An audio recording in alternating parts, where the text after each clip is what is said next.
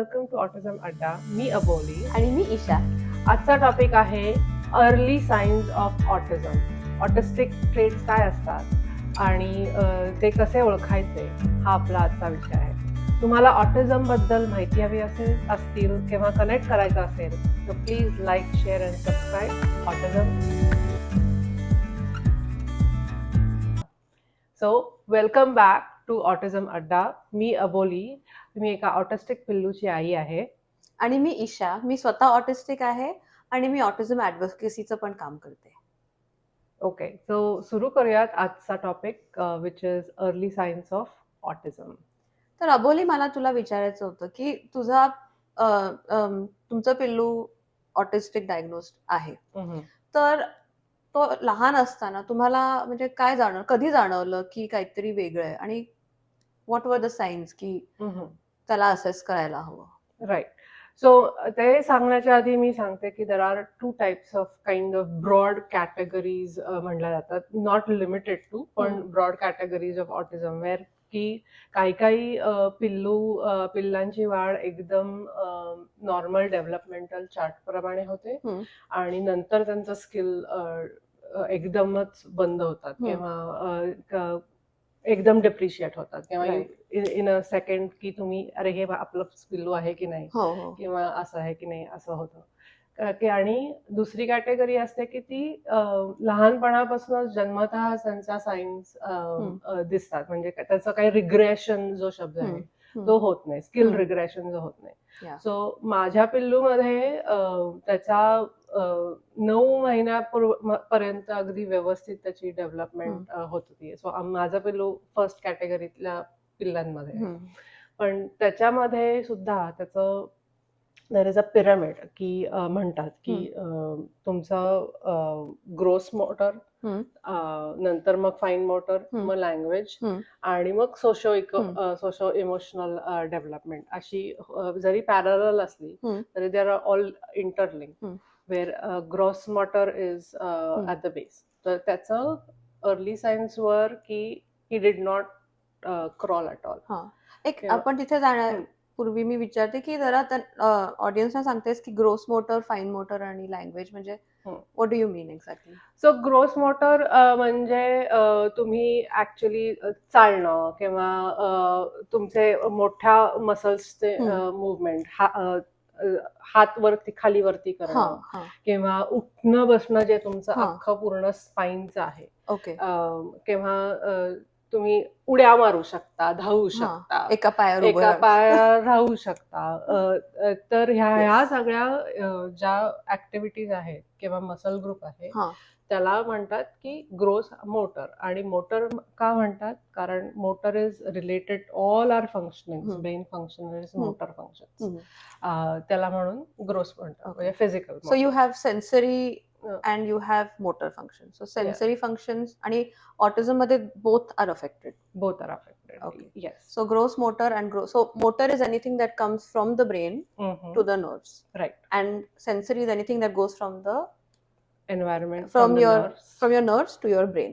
So both are affected.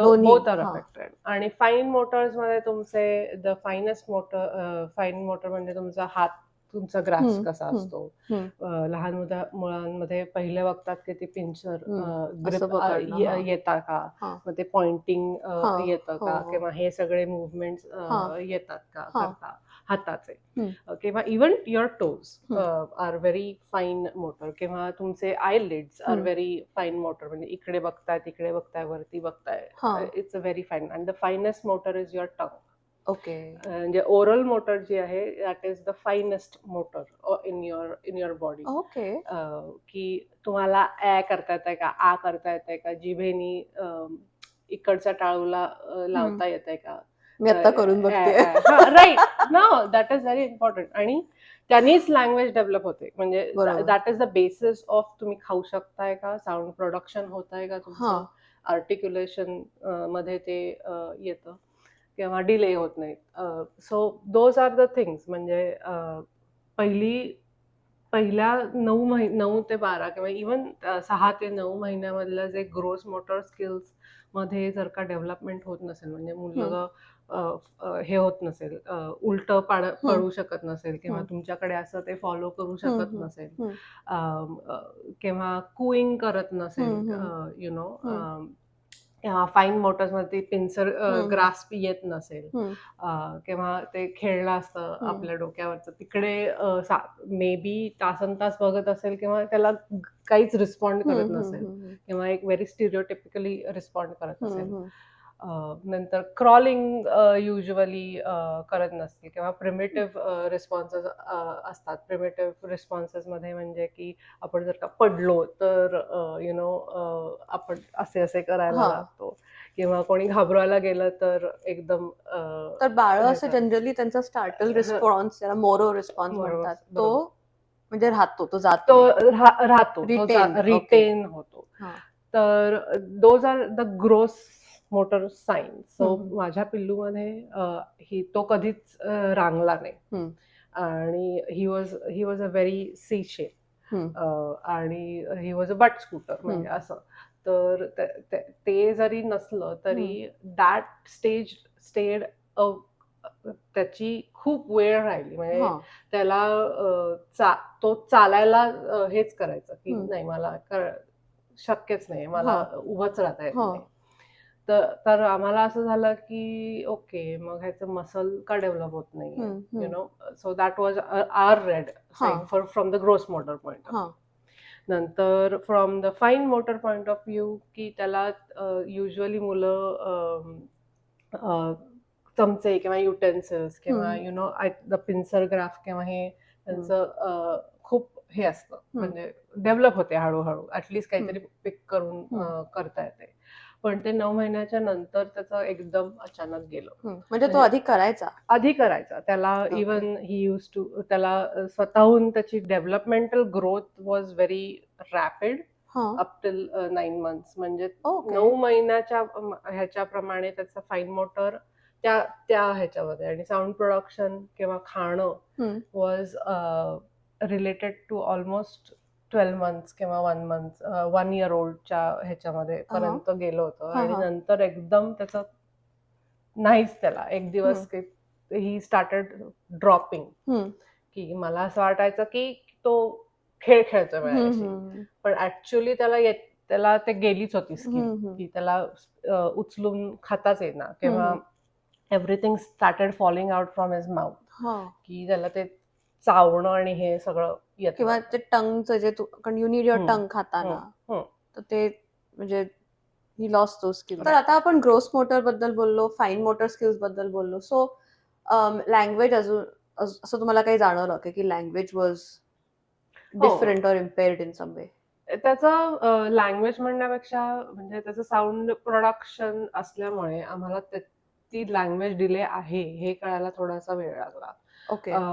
कारण का त्याला एक एकोलेलिया म्हणून एक टर्म असतो जो आम्हाला माहितीच नव्हतं असं काही असतं. कारण काय त्याचं व्होकॅब्युलरी म्हणलं तर खूप आहे, पण त्याला काही हवं असेल तर ते व्होकॅब्युलरी कशी वापरायची हे कळत नाही. त्याच्यामुळे काही मुलांमध्ये तो असतो, म्हणजे आर्टिक्युलेशन हा प्रॉब्लेमच असतो म्हणजे काही मुलांमध्ये, पण आमच्या पिल्लूमध्ये तेवढा नव्हता.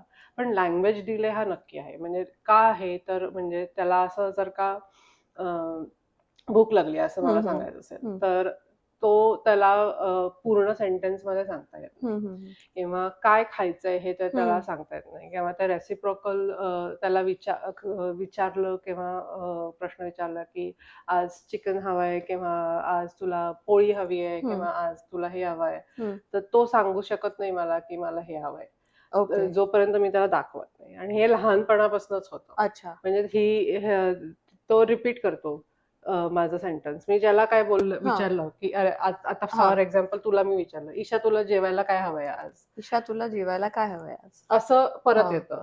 That is echolalia. म्हणजे मी तुला विचारलं चिकन और सँडविच, तर चिकन और सँडविच असं परत सांगतो.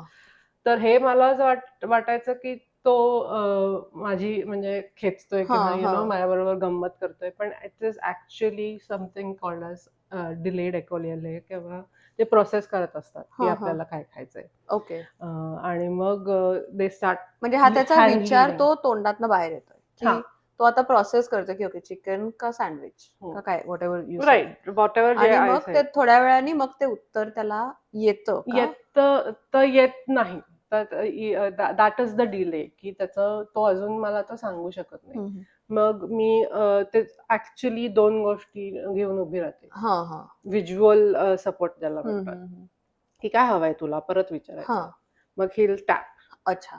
म्हणजे त्याला तर ते- माहितीये त्याला काय हवंय फक्त तो ते बोलू बोलू नाही शकत शकत आर्टिक्युलेट नाही करू शकत. आर्टिक्युलेट शकतात. सो द सेंटेन्स फॉर्मेशन किंवा रेसिप्रोकल कमेंट्स म्हणतो आपण. हम्म, हम्म. ओ यार तुझा शर्ट खूप छान हम्म, दिसतोय हम्म. तुझ्यावरती, हे सगळं नाहीच आहे. नाहीये.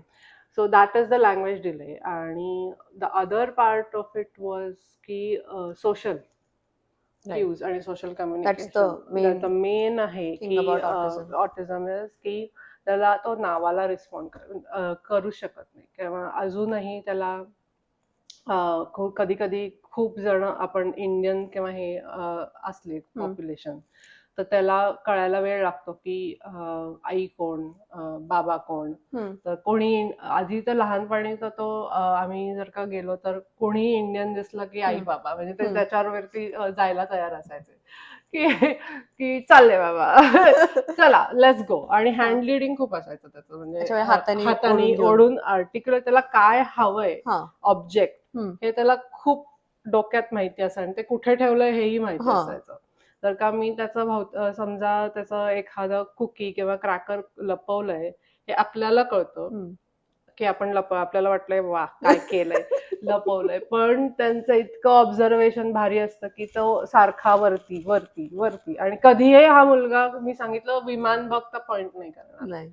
पण त्याला जर का क्रॅकर किंवा जे हे हवं असेल तर असं त्याचं चालू. म्हणलं हे काय, तर एकदम कळतं की अरे हा पण त्याचं क्रॅकर तिकडे वरती कपाटात लपवलंय तर ते हवंय त्याला. सो इज दिस कॉमन की म्हणजे पॉइंट न करणं, इज दॅट कॉमन? येस, की त्यांचं पॉइंटिंग येत नाही. नंतर eye contact, social eye contact किंवा हसणं जे असतं social laughter, that is also so do you mean smiling और लाईक हा हा हसणं म्हणजे फॉर एक्झाम्पल आपण अरे बाबा ही हसतोय तर मोटर इमिटेशननी ते उपजत मूल हसलं पाहिजे. अच्छा. जे या मुलांमध्ये नसतं, म्हणजे मोटर इमिटेशन स्किल्स खूप लो असतात. ओके. आणि त्याच्यामुळेच त्यांचं बाकीचे स्किल अफेक्ट होतात. So is this more for boys? आम्ही मागच्या एपिसोड मध्ये मुलं आणि मुलींमधले सायन्स किती वेगळ्या असू शकतात, प्रेझेंटेशन वेगळे असतात त्याच्याबद्दल डिस्कस केलंय. तो व्हिडिओ मी खाली लिंक करू. पण हे मुलांच्यात जास्ती दिसतात ह्या सायन्स का मुली पण अशा रेसिप्रॉसिटी कमी असते मुलींच्यात? सो रेसिप्रोसिटी आय थिंक सगळ्यांमध्येच कमी असते, पण ते मुलांमध्ये जास्त प्राकर्षाने दिसून येते. कारण काय मुलींचं वायरिंग थोडस आपण मागच्या एपिसोड मध्ये बोललोच की जास्त त्यांचा हे असतं की म्हणजे अगदीच ज्या सिव्हिअर केस असतील त्याच्यामध्ये मे बी मुलांसारखंच त्यांचं दिसून येत असेल. कारण काय साऊंड प्रोडक्शन नॉन व्हर्बल ज्याला म्हणतात, जो शब्द अजून आता ऍक्च्युअली नॉन स्पीकिंग झालाय त्याचं टर्म. इनफॅक्ट त्या दिवशी मी एक वाचत होते आर्टिकल ज्याच्यात त्यांनी जे पूर्वी किंवा अजूनही जे म्हणजे न बोलणारी ऑटिस्टिक मुलं ऍडल्ट्स आहेत सगळेच, म्हणजे एनीबडी. सो त्यांनी हल्ली डिव्हाइसेस मिळतात, so you can talk more about that. पण दे वर आस्क्ड की तुम्हाला नॉन व्हर्बल आवडतं का नॉन स्पीकिंग आवडतं, तर त्यांनी सगळ्यांनी नॉन स्पीकिंग चूज केलं जस्ट बिकॉज नॉन व्हर्बलचा अर्थ आम्हाला कळत नाही किंवा आम्हाला भाषाच कळत नाही, विच इज नॉट ट्रू. त्यांना भाषा व्यवस्थित कळते. This is an issue with articulating the भाषा व्हर्बली, म्हणजे बोलून. म्हणून ते प्रिफर नॉन स्पीकिंग. राईट. आणि म्हणजे लँग्वेज आपण म्हणतो की डिले, त्याच्यामध्ये ऍक्च्युली बघायला गेलं तर 3 गोष्टी असतात. म्हणजे there are comprehension of language, okay, there is receptive language म्हणजे तुला मी जे काय बोलते ते कळणं, आणि एक्सप्रेसिव्ह लँग्वेज की तू कशी मला रिस्पॉन्ड करशील. तर depending upon how the brain is wired त्यांचे डिले सुद्धा वेगवेगळे असू शकतात. ओके. आणि अदर फॅक्टर इज साऊंड आर्टिक्युलेशन, जे नॉन स्पीकिंग मध्ये नसतं आणि मे बी त्यांचं बाकी हे सगळं असतं. ओके. आणि एक्सप्रेसिव्ह मध्ये सुद्धा देर इज रायटिंग हा आणि रीडिंग. हा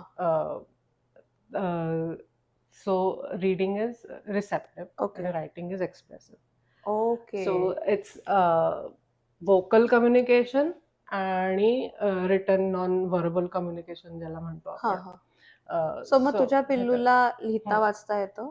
सो ही हो, त्याचं डिकोडिंग स्किल्स खूप आहेत. हा पण त्याच्यामुळे त्यांनी त्याचा आर्टिक्युलेशन प्रॉब्लेम नसल्यामुळे त्यांनी स्वतःलाच वाचायला शिकवलं. त्याला लिहायला थोडासा आम्हाला खूप थेरपीज थ्रू त्यांनी त्याचं मोटर ग्रिप ला हे झालं. पण फाईन वॉटर कारण का त्याची गेली होती, राईट. त्याच्यामुळे आम्ही लगेचच त्याचं ओटी सुरू केलं होतं. ओटी आणि physical therapy, occupational occupational therapy. त्यांनी त्याचं फाईन मोटर हे झालं त्याला, त्याच्यामुळे आता त्याला लिहिता वाचता येतं. पण त्याचं काय सांगावं लागतं की हे लिही, अच्छा, किंवा हे वाच, किंवा ते आपण कॉम्प्रिहेन्शन लिहायला देतो किंवा सांगतो की आज काय झालं शाळेत ते लिही. या विषयावर एसेला काय म्हणतात, मला निबंध लिहा. हा, असं त्याला नाही लिहिता येत. पण जर का हे शेप कॉपी कर, ही कमांड दिली तर त्याला येतं. अच्छा. सो कॉम्प्रिहेन्शन अजूनही खूप मागे आहे. ओके. पण decoding part is there. Okay. मग ह्या सायन्स मुलांमध्ये नसल्या लहानपणी, डज दॅट मीन की ते ऑटिस्टिक नाहीयेत? नाही, असं नसतं. कारण का दीज आर द ओनली, म्हणजे काय म्हणायचं त्याला, त्याचे रिपिटेटिव्ह रिजिड बिहेवियर्स काय आहे, कॅमोफ्लॅजिंग होतंय का, हे कॅमोफ्लॅजिंग म्हणजे काय नक्की? म्हणजे ती मुलं दुसऱ्यांचं कॉपी करून तसंच्या तसं वागतायत. पण आणि तसं लपवतात. आपल्याला जे काय ऍक्च्युली वाटतंय ते लपवायचा प्रयत्न करतात. कारण इट्स नॉट सोशली ऍक्सेप्टेबल हे त्यांना कळलेलं असतं आणि हे त्यांचा इंटलेक्ट खूप जास्त असतो. म्हणजे पॅटर्न रेकग्निशनचा इंटलेक्ट त्यांचा, म्हणजे दिस बिहेवियर एलिसिट्स दिस रिस्पॉन्स, हे पॅटर्न त्यांना लगेच कळतं की मी जर असा वागलो किंवा अशी वागले तर मला असा रिस्पॉन्स मिळेल. ऑन दी अदर हँड मी अशी वागले तर मला न आवडणारा रिस्पॉन्स मिळेल असं. ओके. किंवा आईने एकदा ओरडलंय ह्या बाबतीत, तर मी असं नाही वागलं पाहिजे, किंवा हा व्यक्तिमत्व मला आवडतोय तर त्याच्यासारखंच का मी वागेन. फॉर एक्झाम्पल, काही मुलं युट्यूब चॅनल्स मधले तसंच्या तसं तो कॅरेक्टरच इम्बाईब करतात. मी तीच व्यक्ती आहे आणि तसंच ते वागायला पर्सोना हे करून मास्क लावून म्हणतो. मला आठवतंय की आमच्या फॅमिलीत पण एक ऑटिस्टिक पिल्लू आहे आणि तो लहानपणी बोलायला जेव्हा शिकला तेव्हा तो एक पर्टिक्युलर कार्टून बघायचा, म्हणजे ब्लिपी. तर ते बघूनच तो त्याच्याच सारखा बोलायचा, त्याच्यासारखा दिसायचा, पण म्हणजे त्याच्यासाठी कपडे त्याला घालायचे होते तेच रंग, आणि तो बोलायचा तसाच. आणि म्हणजे आम्हाला वाटायचं की ठीक आहे त्याला खूप आवडतो हा, पण देर वॉज मोर. त्याच्या थ्रू तो ऍक्च्युली कम्युनिकेट करायला शिकला. हे नंतर त्याच्या आईबाबांना जाणवलं. हो, नाही ते तसंच असतं. म्हणजे ते स्क्रिप्टिंग म्हणतात, सोशल स्क्रिप्टिंग, जे आपण मागच्या एपिसोड मध्ये बोललो, तसंच असतं की ते त्यांचे स्क्रिप्ट तयार होतात आणि त्याच्यातनं ते वापरून बघतात की रिस्पॉन्स येतोय का आपण.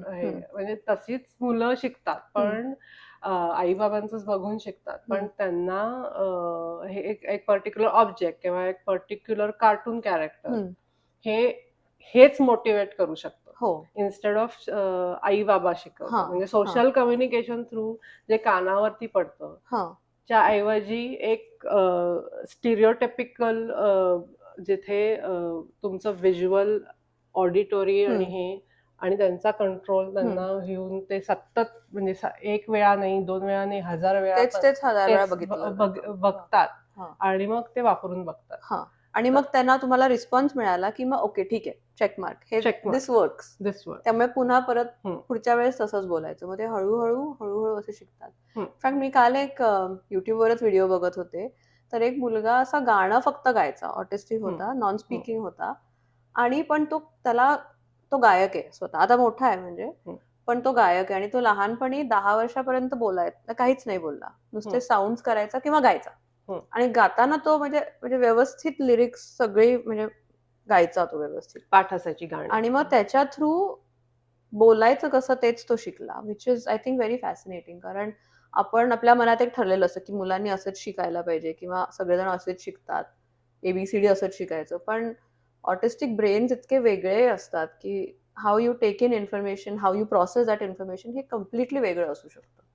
नाही, अगदी आहे. आणि त्यांचं म्युझिकली म्हणजे म्युझिकल अर्ली सायन्स काय म्हणायचं तर त्याचं इनोटेशन बेबीज म्हणतात त्यांना, किंवा इमिटेशन कमी असल्यामुळे इनोटेशन जास्त. इनोटेशन जास्त असतात. इमिटेशन म्हणजे कॉपी करणं, कॉपी आणि करणं, इनोटेशन म्हणजे आवाजाचं कसे सूर लागतोय, हा, कसा हा. आवाज येतोय, म्हणजे इव्हन बोलताना म्हणजे तुझा आवाज जर का ऍक्सेंट्स म्हणतो आपण हा. की जरा मारवाडी म्हणजे गावठी ऍक्सेंट आहे, हा. किंवा प्रमाण भाषेत आपण हो. जे उच्चार असतात, बरोबर. तर त्यांना ते जे ऍक्सेंट्स असतात, किंवा स्कॉटिश ऍक्सेंट म्हणा, किंवा ब्रिटिश ऍक्सेंट म्हणा, किंवा ऑस्ट्रेलियन ऍक्सेंट म्हणा, जर का युट्यूब चॅनल मधला तो माणूस जर का ऑस्ट्रेलियन ऍक्सेंट मध्ये बोलत असेल तर त्याच ऍक्सेंट मध्ये ते पकडून बोलतात.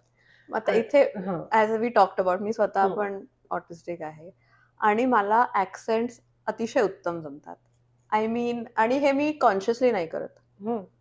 अँड हे खूप मी लहानपणापासून, तर आम्ही मलेशियात राहायचो मी लहान असताना, आणि आम्ही मुंबईहून मलेशियाला गेलो, तर मी जस्ट बोलायला लागले होते, लहान होते खूप, तर तेव्हा सगळे लोकांना माहिती नव्हतं की मला इंग्लिश येतं. तर मी तिथे 2-3 वेगळ्या प्रकारचे इंग्लिश बोलत होते, कारण I went to a British school, तर तो ब्रिटिश ऍक्सेंट होता. माझे फ्रेंड्स चायनीज होते, तर तो चायनीज इंग्लिश ऍक्सेंट यायचा, आणि घरी आईबाबांसारखी मी इंग्लिश बोलायचे. त्यामुळे तेव्हा लोकांना खूप मजा वाटायची, काय ही कशी बोलते, म्हणजे कोणाशी ती चायनीज पण बोलते, मराठी पण बोलते, ब्रिटिश म्हणजे इंग्लिश पण बोलते. आणि मला अजूनही आता तुझ्याशी बोलताना मी तुझ्यासारखी बोलते.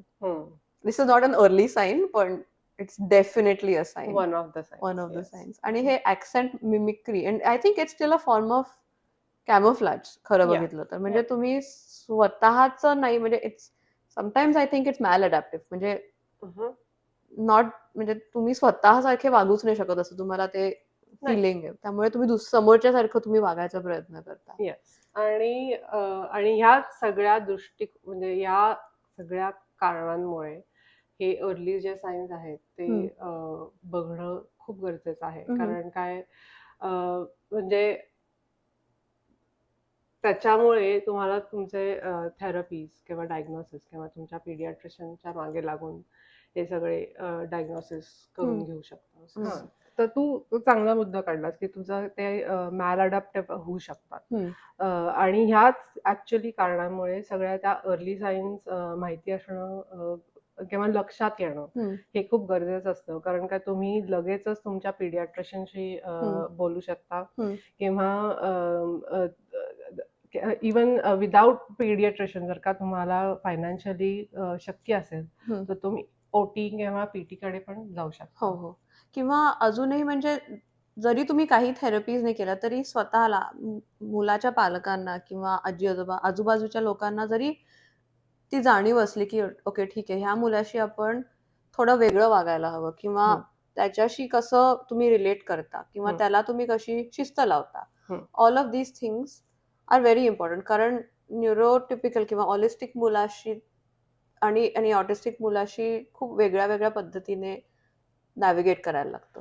आणि त्यांना ऍक्च्युली लाईफ लॉंग लहानपणापासून त्यांना एक राईट सपोर्ट सिस्टम येस, आणि राईट सपोर्ट मिळणं खूप गरजेचं असतं. खूप गरजेचं आहे. येस. आणि जर का थेरपीज आणि हे इवन तुम्ही घरी जरी त्याच्या पाठीमागे जरा सपोर्ट सिस्टम डेव्हलप करत करत हम्म. करत गेलात आणि थेरपीजमध्ये कधी कधी फायनान्शियली शक्य होते, कधी कधी डायग्नोसिस उशिरा मिळतो, हम्म. कधी कधी pediatricians are reluctant to give diagnosis. Hmm. हे सगळ्या गोष्टी आहेत, ह्याच्यावरती आपण नंतर हो. बोलूयात. पण आय कॅन डेफिनेटली टेल की जर का अर्ली डायग्नोसिस ज्या मुलांमध्ये झाला आहे किंवा ज्या मुलांच्या सपोर्ट सिस्टम आहे घरी, त्यांच्यामध्ये खूप खूप खूप खूप त्यांचं ॲटलिस्ट लाईफ कोर्स ज्याला आपण म्हणतो ह्याच्यामध्ये खूप फरक पडतो. Yes, definitely. आणि त्यांना कोपिंग मेकॅनिझम म्हणजे कसं यायचं, काय सांगायचं, कशामुळे आपल्याला त्रास होतो, मॅनेज कसं करायचं आई बाबांना आणि त्यांना सुद्धा मुलांना, हे पटकन कळतं. आणि सेल्फ कॉन्फिडन्स ही खूप गरजेची गोष्ट खूपच गरजेची गोष्ट आहे आयुष्यात. आणि कारण लॉट ऑफ टाइम्स ऑटिस्टिक मुलं म्हणजे बुलिंग होतं किंवा चिडवणं आणि मुलं बाकीची त्रास देणं आणि कठीण असतं, म्हणजे खूपच जास्त कठीण असतं. आणि जर का त्या मुलांना, अशा मुलांना जर का घरी खूप भक्कम त्यांचं एक कनेक्शन असेल आईशी, बाबांशी, कोणाशी सगळ्याच फॅमिलीशी असलं तर अगदीच उत्तम. पण एक जे कनेक्शन असतं की नाही आय कॅन की आणि ती जर काही व्यक्ती बुस्टिंग करत असेल की नाही बाबा तू झकास करतोय, तुला हे सगळं तू किती उत्तम करतो, सगळे चांगले हे सगळ्याच ह्याच्यामध्ये होऊ शकत नाही, तर ती मुलं बुलिंगला एवढं त्यांच्या ते आतमध्ये रुतत म्हणजे नाही. त्याचे लॉंग टर्म इफेक्ट एवढे कमी करू शकतो. राईट. तर आज आपला एपिसोड आपण इथेच रॅपअप करूयात. आणि येस, सो आजचा जर का असा एपिसोड तुम्हाला आवडला असेल तर please like, share and subscribe autism autism अड्डा. Until next time. बाय.